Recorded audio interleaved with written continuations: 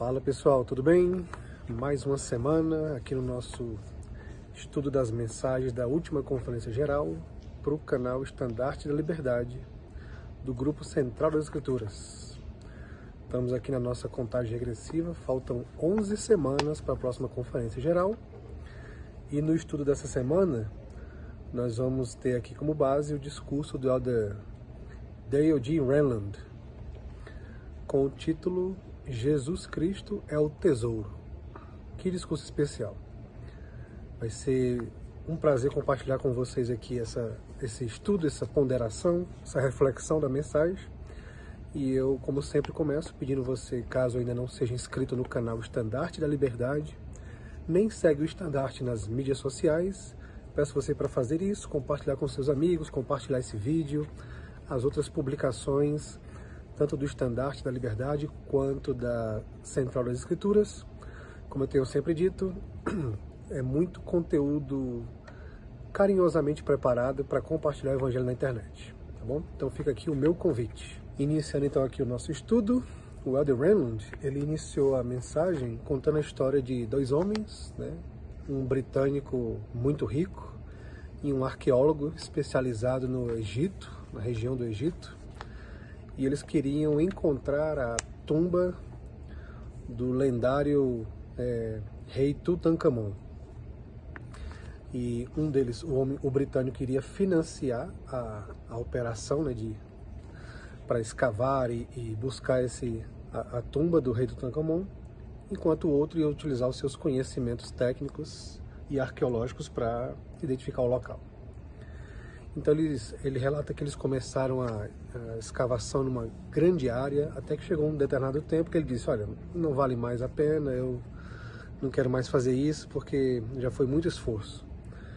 Então o George, que é quem estava financiando, disse, não, vamos tentar um pouco mais, eu continuo financiando, eu vou ter recursos para isso. E aí depois de um tempo eles perceberam que eles já tinham escavado uma área gigantesca, exceto a área onde eles haviam colocado o acampamento deles, né? E aí eles, vamos tentar aqui um pouco mais aqui nessa área onde nós estamos acampados.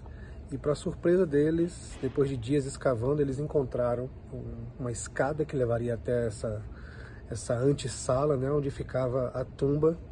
E por fim eles encontraram a tumba do rei Tutankhamon.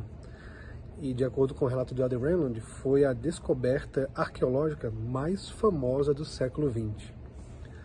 E ele usa essa história para fazer uma analogia a respeito de que aqueles homens, eles estavam buscando uma área além do marco, né? Onde na verdade o grande tesouro estava ali bem debaixo dos pés dele. E aí como é que ele aplica essa analogia na mensagem dele? Ele, por diversas vezes, ele vai citar na mensagem que Jesus Cristo é o nosso marco e que nós não devemos olhar para nada além dele. Tudo que vem dele é o suficiente, não precisamos de nada adicional. Então ele faz essa comparação, que Jesus é o nosso tesouro, é o nosso marco e temos que nos esforçar para olhar sempre para ele. E então, continuando, o Elder Renlund, ele externa uma preocupação na mensagem dele de que pode-se haver uma tendência da nossa parte de querer olhar para além do marco, além do Salvador Jesus Cristo, como se nós fôssemos buscar algo a mais, uma resposta a mais que talvez não esteja ali nas Escrituras naquele momento, talvez que não tenha sido declarado pelos profetas atuais naquela conferência ou numa revista liarrona. É como se nós quiséssemos mais. E ele nos alerta constantemente na sua mensagem para olharmos para o Salvador. O que ele tem revelado, o que tem nas Escrituras, o que os profetas nos ensinam, é aquilo com que devemos nos preocupar. E nada mais além disso. Uma das frases que me chamou muita atenção no discurso dele é a seguinte: ele, Jesus Cristo, é o nosso marco. Se imaginarmos incorretamente que há uma necessidade de algo além do que ele oferece, nós negamos ou diminuímos a abrangência e o poder que ele pode ter em nossa vida. Olha só que interessante, né?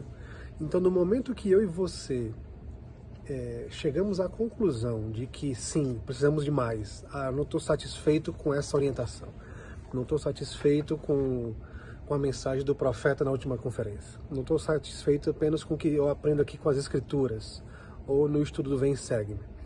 É como se nós não. É, na verdade, diminuir a capacidade, o conhecimento e a influência que o Salvador pode ter nas nossas vidas. Tá? Então, isso é uma das coisas que nós temos que ser mais cuidadosos, de não querer olhar além do marco, nesse sentido, o Salvador Jesus Cristo. E aí ele vai então relacionar na mensagem dele algumas maneiras na qual nos ajudam a nos concentrar mais no Salvador Jesus Cristo. Ele fala: o Salvador nos proporcionou muitas maneiras de nos concentrarmos nele com real intenção, incluindo a oportunidade diária de nos arrependermos. Às vezes, subestimamos o quanto essa bênção é oferecida e grandiosa.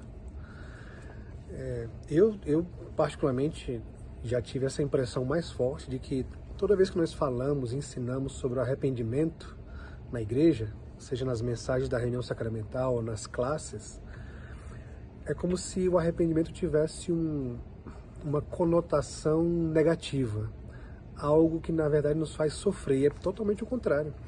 É graças à oportunidade de nos arrependermos diariamente que nós podemos continuar seguindo nesse caminho com a esperança de voltar a viver com o Pai Celestial. Porque caso contrário, após o primeiro erro, não houvesse a possibilidade de nos redimirmos, de nos arrependermos, aí sim estaríamos perdidos. Então, o arrependimento diário é uma das formas que nós podemos usar para nos concentrar no Salvador Jesus Cristo. E uma outra forma que o Elder Rayland ele menciona na mensagem, que nos ajuda a olharmos para o marco, para nos concentrarmos no Salvador Jesus Cristo, é através do sacramento. E ele usa alguns termos interessantes. Ele usa que quando nós nos concentramos intencionalmente no sacramento, o nosso alicerce espiritual é fortalecido. Ele usou um termo aqui tão interessante. Ele fala: nosso alicerce espiritual é fortalecido por meio do arrependimento e da preparação consciente para tomar o sacramento dignamente. Interessante esse termo que ele usou. A nossa preparação consciente para tomar o sacramento. Às vezes, com o dia a dia, temos que preparar as crianças, às vezes chega um pouco atrasado, a gente depende de transporte coletivo ou qualquer outro contratempo que venha acontecer, e nós chegamos meio que assim, de repente, na capela, já atrasados, daquele jeito todo. E durante o sacramento, nós ainda estamos preocupados com alguma coisa. Né? O que eu vou ter que fazer quando eu sair da igreja? Ixi, será que eu deixei uma panela no fogo? As crianças estão com fome, meu filho está correndo para debaixo do banco da capela, enfim. E essas distrações, que às vezes são até inevitáveis, né? Elas nos impedem de conscientemente estarmos preparados para o sacramento. Então fica aqui um convite dado pelo Elder Rayland para que nós, quando estivermos nos preparando na igreja aos domingos, estejamos conscientemente preparados para tomar o sacramento, para participar da ceia do Senhor. E aí ele diz o seguinte, ainda relacionado ao sacramento: por outro lado, nosso alicerce espiritual enfraquece quando voluntariamente não participamos da reunião sacramental ou quando não nos concentramos no Salvador durante o sacramento. Então, assim, todos nós sabemos que o sacramento é a parte mais importante da vida de um membro da igreja na nossa semana. Tudo aquilo que fazemos no dia a dia são coisas paralelas, essenciais, é o trabalho, é o estudo, é cuidar da casa, dos filhos, da família e tudo mais. Mas tudo isso nos leva a uma preparação para o momento principal das nossas vidas, semanal, que é tomar o sacramento, participar do sacramento. E voluntariamente escolher não participar desse momento enfraquece o nosso alicerce espiritual. Nós podemos notar uma diferença, nós podemos perceber em nós mesmos uma fraqueza, uma falta de desejo de fazer as coisas certas, de continuar caminhando. É como se as dificuldades da vida se tornassem mais pesadas, como se as provações fossem mais difíceis de suportar, né? E eu entendo com essa mensagem do Elder Rayland que o nosso esforço consciente de preparar para o sacramento vai nos ajudar a concentrar-nos mais no Salvador e evitar que o nosso alicerce espiritual seja enfraquecido. Então, chegando aqui já no finalzinho aqui da mensagem do Larry Rayland, e aí um outro tópico que ele usa para nos ajudar a aumentar o nosso foco em Jesus Cristo e não olhar para além do marco, é em relação ao templo, né? Ele menciona que vocês devem perceber que a igreja aumentou consideravelmente o número de templos, né? Principalmente com o chamado do presidente Nelson, esse número ele tem sido cada vez maior, né? Se não me falha a memória, o ano passado foi o segundo ano seguido em que 35 locais para novos templos são anunciados nas conferências gerais, né? Um total de 70 novos templos anunciados em 2 anos. É um número extremamente significativo. E ele fala que com o maior número de templos, os templos estão então ficando mais próximos das pessoas, dos membros da igreja. O que é uma bênção, né? E é o que nós mais almejamos, né? De estar sempre ali mais próximo do templo. Porém, aí ele usa a seguinte frase: de modo contraditório, à medida que os templos se tornam mais acessíveis, podemos nos tornar mais negligentes em relação à frequência ao templo. Quando os templos estão distantes, planejamos nosso tempo e nossos recursos para viajar até o templo e adorar o Senhor. Priorizamos essas viagens. Com o templo próximo, pode ser fácil deixar que pequenas coisas atrapalhem a frequência, dizendo a nós mesmos: bem, eu vou outra hora. Morar perto de um templo proporciona mais flexibilidade para agendarmos nossa ida ao templo, mas também pode nos levar a subestimar a importância do templo com mais facilidade. Esse trecho aqui, esses 2 parágrafos aqui da mensagem dele, são poderosíssimos. E eu queria concentrar aqui agora a minha ponderação para poder encerrar esse nosso vídeo semanal. Eu atualmente moro aqui no Vale de Salt Lake, no estado de Utah. Da minha casa, se eu dirigir para qualquer direção em um raio de 1 hora e 10 minutos, ou seja, 70 minutos, é possível chegar em 14 templos. É lógico que nós estamos falando da realidade do estado de Utah, que é totalmente diferente de outros estados, países, inclusive, né? Atualmente eu sirvo como oficiante de um templo, que fica próximo aqui à minha casa. E um dia, quando eu estava uma das minhas designações foi servir no front desk, né? Ali na recepção do templo, onde nós recepcionamos as pessoas que estão chegando ao templo. E um dia essa irmã chegou e ela entrou, e antes de chegar no local para escanear a recomendação, ela começou a chorar em prantos. Assim, foi bem visível a emoção dela. Ela teve que sentar um pouco, chorou bastante.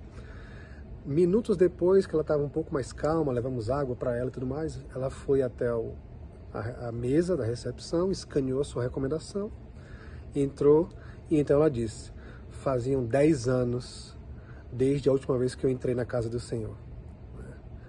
E aquilo me marcou bastante. Eu não sei, e logicamente não tenho que saber o que se passou na vida daquela irmã durante esses 10 anos em que ela esteve longe do templo, mas ela mora num local em que é possível ir em 14 templos dirigindo em até 1 hora. Eu lembro que quando me casei com a minha esposa, nós fomos para o templo de Recife, saímos de Fortaleza até Recife, eram 12, 13 horas de viagem. Os pais da minha esposa se selaram no templo de São Paulo, que eram 3 dias de viagem, né? Não muito confortável, enfim. Então, assim, eu lembro quando nós nos preparávamos nas caravanas ao Templo da Estaca, né? Preparava as férias, tentava agendar as férias ali do trabalho para coincidir com as datas da caravana, e passamos aquela semana maravilhosa no templo. E agora que, para os membros de Fortaleza, tem um próprio templo lá, mas aqui eu tenho um templo próximo da minha casa também. E é fácil, às vezes, dizer assim: não, eu vou na próxima semana. Essa semana não deu, foi corrida, mas eu vou na próxima semana. Então isso realmente traz um risco, um perigo de nós negligenciarmos a oportunidade de dar ênfase ao Salvador Jesus Cristo, frequentando o templo, frequentando a casa do Senhor.